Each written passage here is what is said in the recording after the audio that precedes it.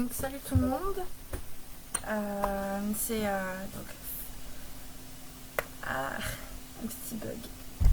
Hop, tac. C'est bon. Donc salut tout le monde. C'est Fanny Fitness pour Instagram et encore Soyons Fit sur Facebook.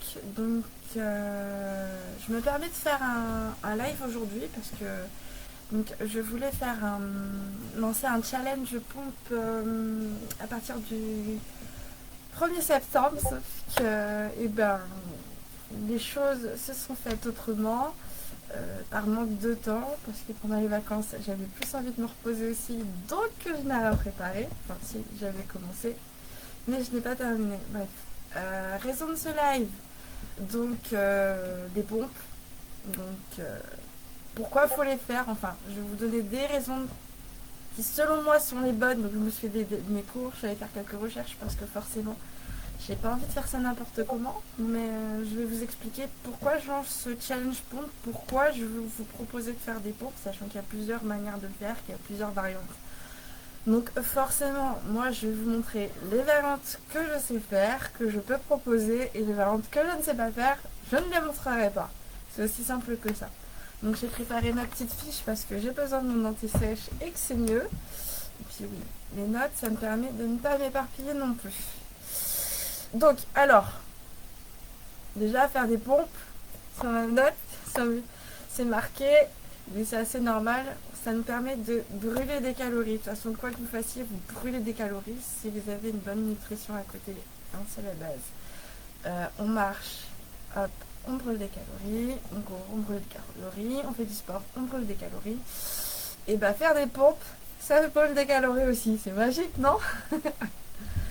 Ça permet de tonifier les muscles aussi, donc de les renforcer. Donc voilà. Ça permet de travailler la partie supérieure du corps. Donc, partie supérieure, moi je vais me faire taper dessus, hein, c'est pas grave. Partie supérieure, hop là, donc il y a les membres supérieurs, donc les bras, les mains, d'accord. Et là il y a la partie inférieure du corps, d'accord. Donc à partir donc faire des pompes, ça permet donc de travailler la partie supérieure du corps. Tac tac tac, ah ouais, la base. Ça fait aussi travailler un peu le gainage parce que sur les pompes on est toujours en position gainage pour commencer, que ce soit sur les genoux ou sur les pieds. Nous avons une posture de gainage pour commencer, donc voilà. Quoi d'autre? Qu'est-ce que j'ai marqué? Tac tac tac. Ah oui, ça stabilise la colonne forcément, hein. On est droit, mais aussi si on relâche comme ça, là la colonne elle n'est pas trop stabilisée, mais en plus on est en train de se faire mal là, donc vraiment on regarde bien entre ses mains. Bref, je vous expliquerai tout ça tout à l'heure, puis ça permet de renforcer les épaules, donc les deltoïdes, hein, dans le langage professionnel. Et ça renforce aussi les bras. Ce qui est bien, c'est qu'avec les pompes, on n'a pas spécialement besoin de matériel, hein. On prend du matériel pour pouvoir se renforcer, pour pouvoir aller un petit peu plus loin sur comment on veut. Mince, moi je m'éparpille. Je perds mes mots du moins. Prendre du matériel quand on fait des pompes, ça permet d'aller plus loin sur les objectifs en fait. Donc exemple, si je fais des pompes que je sais bien y faire et que j'ai envie de compliquer un peu l'exercice, je peux prendre des élastiques, ça apportera une tension. Donc il n'y a pas besoin de matériel quand on fait des pompes ou quand on les débute. Voilà, et puis tout le monde peut en faire, les hommes, les femmes. J'aimerais bien que les femmes en fassent un peu plus, hein, que je veux surtout les hommes en faire. Mais les enfants aussi, c'est bien pour commencer, on leur apprend à faire quelques pompes. Donc je commencerai avec des enfants, je commencerai plutôt par le gainage, mais ouais, il y a les pompes. Donc voilà, et puis le plus du plus, c'est que ça se fait n'importe où. Donc vous pouvez faire ça dans votre salle de bain si elle est suffisamment grande. Vous pouvez faire ça dans votre salon, dans la rue, pendant votre séance de... Enfin, si vous allez à la salle de sport, vous pouvez faire des pompes. Si vous allez à un cours collectif, vous pouvez également faire des pompes. Donc voilà, vous pouvez vraiment en faire de partout et c'est top. Donc, il y a plusieurs variantes possibles. Donc, quand je dis variante, je parle des options. Donc pour commencer, ça peut se faire sur les genoux, on peut faire ça sur les pieds, on peut mixer des genoux et des pieds. Il y a plusieurs types de pompes aussi. Donc les pompes, on va plutôt cibler les pectoraux. Voilà. Hein, voilà. Les personnes qui en ont pas, c'est bien. Et on peut aussi en faire pour travailler les triceps. Après, il y a la prise comme ça, là. Hop, comme ça. Stack. Sinon, il y a la prise comme ça, mais je sais pas encore bien la faire celle-ci. Il faudrait que je la travaille davantage. Donc voilà, il y a quoi d'autre? Donc il y a les pompes militaires, mais j'ai regardé sur notre ami en commun à tous, Google, franchement, on tape pompe militaire, on en sort 50 000 différentes. Donc peut-être il va falloir que je me tourne vers un de mes anciens profs pour savoir quel style de pompe militaire c'est vraiment, parce qu'il y en a vraiment toutes les sortes, donc pour ne pas dire de bêtises, je me prépare pas me prononcer là-dessus. Il y a les pompes diamants, je crois que la pompe diamant c'est celle-ci d'ailleurs. On a les mains comme ça, donc ça travaille énormément les triceps sans celle-ci. Il y a les pompes au mur, ça c'est pour commencer. Donc ouais, quand je commence mes cours, quand je commence l'année, j'aime bien commencer par faire des pompes au mur pour être sûr que tout le monde a la bonne... a le bon mouvement, voilà. Il y a les pompes à 4 pattes aussi, qui est très simple. Il y a les pompes à surélevé. Donc quand je dis pompe surélevée, on peut commencer sur les mains sur une table, après sur un tabouret, après on va sur un step de marmite. Hein.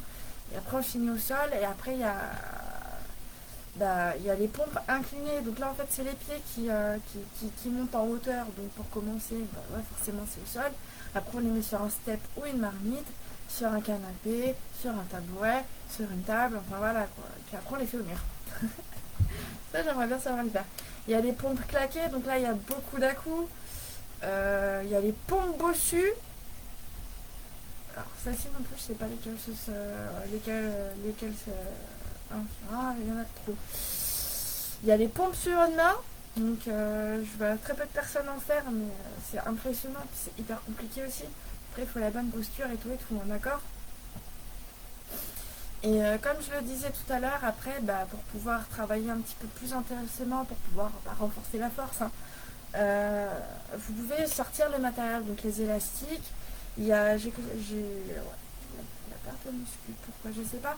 Mais vous pouvez sortir une veste lestée aussi, même si apparemment c'est pas trop conseillé. Donc voilà, il y a plusieurs manières de faire les pompes. J'essaye d'être le plus bref possible au passage pour pas que ça dure 1000 ans. Donc je vous montrerai quelques variantes tout à l'heure, vite fait, avec un bébé chauffement, parce que forcément il ne faut pas se blesser. Donc pourquoi je veux faire ce challenge pompe? L'année dernière, j'étais en stage, et sur le cours que je donnais en autonome, j'aimais bien faire des pompes. Et on me disait, j'ai pas suffisamment de force au bras. Mais c'est normal en fait. Faire des pompes c'est bien, ça permet de renforcer les membres supérieurs comme j'ai dit tout à l'heure. Mais en fait, faut aussi faire des exercices, faire des séances spécifiques en fait. Donc je vous partagerai ça aussi un petit peu plus tard. J'avais préparé un montage vidéo et en fait j'avais pas la bonne application, donc il faut que je réinstalle un truc. Bref, je vais pas m'éparpiller là-dessus, c'est pas la peine. Mais ouais, vous allez sur YouTube, vous cherchez des circuits training ou des exercices renforcement musculaire spéciaux du corps, et vous en trouverez. Hein. Puis moi aussi, des fois, ça m'arrive où je vais vraiment être focus que sur le haut du corps et pas que sur le bas. Même si j'aime bien tout travailler. Donc je veux vraiment en complément faire des exercices pour renforcer les membres supérieurs. Donc je parle pas que des pompes, je parle de faire des reverse dips, des biceps curls, du développé militaire, j'adore. Du développé militaire, bref, il y a plein d'autres exercices. Donc vraiment, il faut compléter ça à côté aussi. Donc revenons-en à ces petites pompes. sur la posture de la pompe, il faut bien garder la tête dans le prolongement du corps. Donc on regarde en fait entre ses deux mains, d'accord. On casse pas la nuque, on regarde pas loin devant soi, non, c'est la tête, elle est dans... La colonne vertébrale est vraiment droite, d'accord. Voilà. Donc on regarde entre ses mains. Les pieds, on les met en écartement bassin pour une meilleure stabilité en fait. Donc ouais, mettre les pieds droits comme ça, vraiment en écartement bassin comme si on voulait faire un squat, ça va vous permettre d'avoir une stabilité. Donc ce sera beaucoup plus pratique. Après oui, plus tard quand vous saurez vraiment faire des pompes comme ça, correctement, sans vous blesser, avec une bonne posture, là oui vous pourrez resserrer les pieds parce que ça permettra de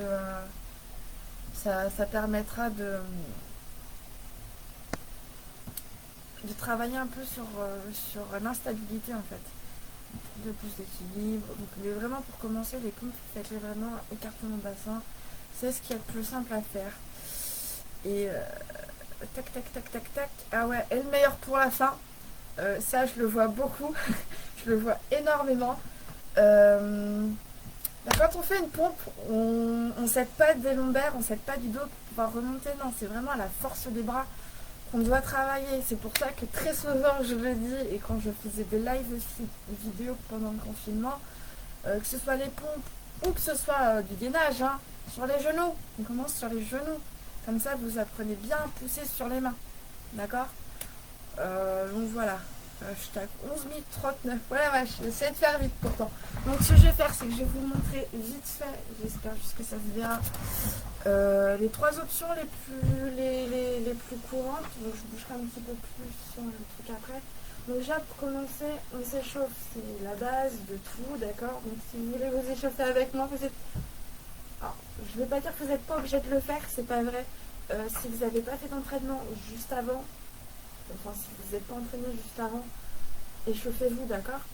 C'est pas la peine de le faire si vous êtes en pleine séance de sport ou si vous êtes en cours collectif, c'est aussi simple que ça, d'accord. Et par contre, n'oubliez pas de vous échauffer. Moi là, j'ai pas du tout fait de pratique sportive, j'ai juste un peu rangé. Donc j'ai pas fait de sport, donc ben, je vais m'échauffer. Après je vais faire un truc vite fait. Je vous invite à aller sur ma chaîne YouTube, donc c'est Soyons Fit, où j'ai fait vraiment une vidéo de 10 minutes où on s'échauffe intégralement. Ce que vous pouvez faire par la suite, c'est enchaîner avec une séance de sport studiaire, comme ça c'est fait. Et vous aurez fait votre séance. Et voilà, donc alors on s'échauffe, hop, on prend le temps, là, sans sens, sans musique c'est nul, dans l'autre, hop, on s'échauffe, donc les pieds sont écartement bassin, les abdos sont déjà contractés, d'accord, et ma tête elle est bien sortie des épaules. Hop, j'aime bien faire celui-là parce que mine de rien, hop.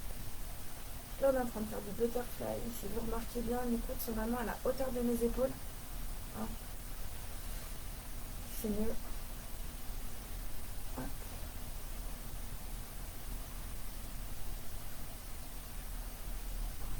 Tête de profil, on essaie de faire de la place. Hop. Non. Ah, voilà. J'ai pas beaucoup de place, je suis dans la chambre de mes enfants. Hop. Donc vraiment j'échauffe tout, intégralement. C'est grave. Je préfère passer 5 minutes à m'échauffer. Et au moins, hop, dans l'autre sens. J'ai un bon échauffement et ça m'évitera de me blesser parce que de mauvais échauffements, j'en ai fait. Et la dernière fois que je me suis mal échauffée, je me suis retrouvée à me faire un plaquage. Donc voilà. Ce qui s'est passé là. Je me suis reposée là et c'est passé. Donc voilà, hop. Rotation des hanches. On échauffe tout, quoi qu'il arrive, on échauffe tout. On met les mains sur les hanches comme ça c'est fait. Donc je ne compte pas les tours, donc je vous parle, hop, dans l'autre sens. Vous avez droit au bébé échauffement en même temps, c'est chouette ça. Voilà. Donc pour les personnes qui me rejoignent, si vous regardez la vidéo, le live plus tard, j'ai expliqué plus tôt pourquoi je voulais faire un challenge pompe. Hop, là, il va falloir que je vous explique comment ça va fonctionner. Hop, là. Je vais baisser un petit peu ça. Hop, non. Je vais faire ça comme ça. Hop, là, pour que tout le monde puisse voir. Hop, les genoux, on les voit ou pas du tout. Vos genoux. Hop. Donc je vais rester un petit peu plus longtemps sur l'échauffement des genoux parce que j'ai de l'arthrose sur les deux genoux. Je me suis fait un épanchement. Donc pour éviter d'avoir des douleurs, je vais passer un peu plus de temps au niveau de mes genoux. Hop, dans l'autre sens. Hop là. Donc je ne fais pas que la rotation comme ça. Là. 1, 2, 3, 4, 5. Dans l'autre sens. 1, 2, 3, 4. Et je vais faire 2 autres tours. Comme ça. Hop là. Donc je passe plus de temps sur mes genoux pour éviter d'avoir mal. Encore une fois. 1, 2, 3, 4, 5. Encore une fois. 5, 4, 3, 2, 1. Voilà. Et les orteils, enfin les chevilles. Dans l'autre sens.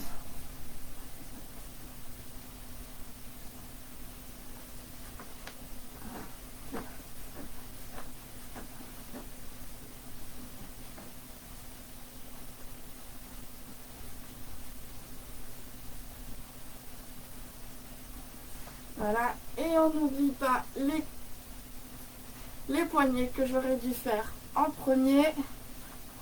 Hop là, dans l'autre sens. Allez, voilà. Donc là, je suis en mode bébé échauffement. Je vais tourner ça comme ça. J'espère que vous verrez bien. Là, voilà. Donc, hop, là. J'ai les pieds écartés mon bassin, tout le monde voit, c'est parfait. J'ai les abdos serrés. Donc, petite précision, je ne les fais pas en mode je travaille pas les pectoraux, moi je veux travailler les triceps. Donc, hop, hop, pieds écartés mon bassin. Là, je regarde bien entre mes mains. Et là, donc, soit je respire fort, mais je me suis aidée de mes bras, d'accord? Hop, je me remets, pied écarté mon bassin, hop, là, j'ai tout qui est contracté, les fessiers, les quadris, mes abdos, et là, je prends mon inspiration à la descente,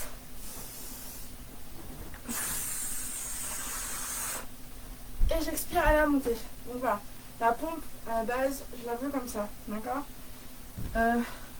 Donc là, j'ai fait l'option 3, on va passer à l'option 2. Hop, sur les pieds, je prends mon inspiration, je pose mes genoux au sol et j'expire. Ça, c'est l'option 2, elle est sympa. Je remonte, hop, pied écarté mon bassin. Encore une fois.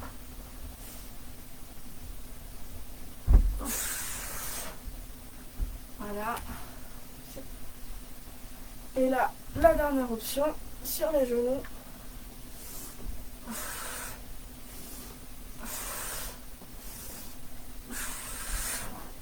Voilà. Donc là, j'ai fait mes options. J'ai fait vraiment les 3 options que j'aimerais que vous fassiez quand je lancerai le challenge pompe. Je me remets en position. Hop là. Je suis là. Vas-y, Valou, c'est parfait. Donc, bien évidemment, je vous repartagerai les postures un petit peu plus tard en vous expliquant bien tout ça, tout ça. Maintenant, je vais en venir à ce challenge pompe. Comment je l'ai organisé et comment j'ai préparé mon planning. Parce que, ouais, c'est un peu le premier truc que j'ai fait, j'ai préparé mon planning. Donc, moi, j'ai compté sur 30 jours. Je fais 21 pompes, d'accord? Donc je me suis préparé une fiche là. On va dire hop, septembre. Hein. Donc en fait, je vais peut-être devoir tout réorganiser parce qu'en fait je vais le proposer pour octobre. Donc premier jour, une pompe. Deuxième jour, 2 pompes. Troisième jour, 3 pompes, etc. etc. etc. Ce que j'ai fait, c'est que je me suis mise 2 jours de repos. Moi, mes jours de repos, vu que je suis maman, bah, je les ai mis le mercredi et le dimanche. Le dimanche, on va être tranquille, hein, d'accord. Je vais quoi le dimanche. Donc, je me suis mise 2 jours de repos. Ce que je vous invite à faire, c'est mettre les jours de repos, les jours qui vous arrangent, vous, d'accord. Et donc, sur tout un mois, à la fin du mois, vous aurez fait à peu près 20-21 pompes. Par la suite, en fait, ce que je compte vous, enfin, ce que je vous propose, c'est que vu que vous avez fait des pompes, vous avez réussi à en faire. Donc faire une pompe tous les jours, ça va pas vous c'est pas ça qui va faire que ça va vous renforcer. Vous allez aussi améliorer votre cardio, tout ça, d'accord. Il y a vraiment beaucoup de facteurs. Mais en fait, normalement, au bout de à la fin du mois, vous saurez faire des pompes. Donc, ce que je vous propose de faire, c'est qu'en fait, tout en gardant ces 2 jours de repos, ou peut-être 3, c'est faire une vingtaine de pompes tous les jours. Vraiment, où c'est les triceps qui travaillent. Après, ce que vous pouvez faire, c'est faire vos 20 pompes avec vos triceps. Et puis, pour les personnes qui ont des difficultés à faire des pompes qui travaillent les pecs, hop, vous faites vos pompes pecs. Puis par la suite, en faisant le pareil, hein, c'est challenge pompe. Un jour, vos 20 pompes triceps plus une pompe pec, etc., etc., etc. Voilà, et puis après, vous saurez faire toutes les pompes. Aller plus loin aussi mince, sur vos challenges, voilà. Bon, pour ma part, j'en ai fini pour ce live qui a duré beaucoup plus longtemps que je pensais. Je voulais faire ça vite. Et c'était long. Désolée. Donc, je vous souhaite une bonne journée. Puis, je vous dis à très vite. Salut tout le monde.